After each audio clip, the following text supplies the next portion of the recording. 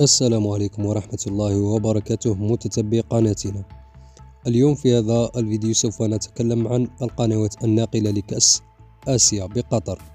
لكن قبل أن نبدأ متتبعينا في هذا الشرح، ندعوكم إلى الاشتراك في القناة وتفعيل زر الجرس ليصلكم كل جديد، ولا تبخلوا علينا بالضغط على زر الإعجاب ومشاركة هذا الفيديو مع أصدقائكم لتعم الفائدة بإذن الله.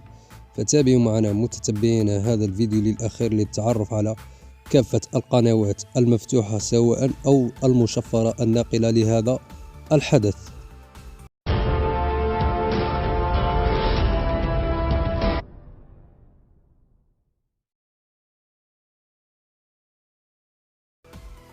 موعد إقامة البطولة سوف يكون ابتداء من يوم 12 يناير حتى 10 فبراير من العام القادم 2024، وحيث سوف تكون هذه البطولة مباشرة وحصريا على قنوات بي سبور في الشرق الأوسط وشمال إفريقيا.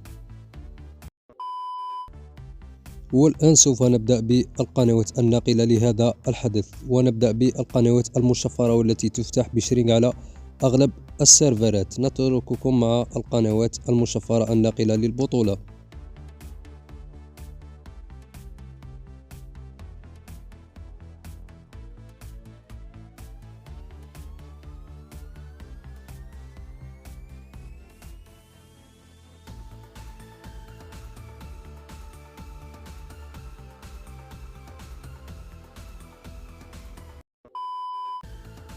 بعد الانتهاء من القنوات المشفرة سوف نذهب الآن إلى القنوات مفتوحة مجانا والقنوات المكسورة بشفرة البيس. فنترككم مع هذه القنوات المفتوحة الناقلة لبطولة كأس آسيا.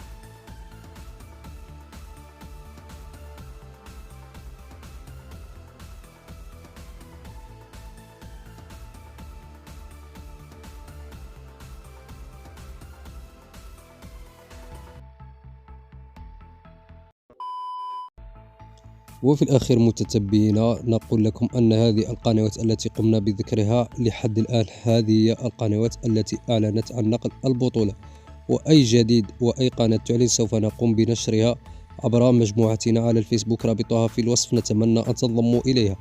وفي الأخير متتبعينا نتمنى أن أفدناكم ولو بالقليل، فلا تبخلوا علينا بالضغط على زر الإعجاب ومشاركة هذا الفيديو مع أصدقائكم لتعم الفائدة، ولا تنسوا الاشتراك في القناة.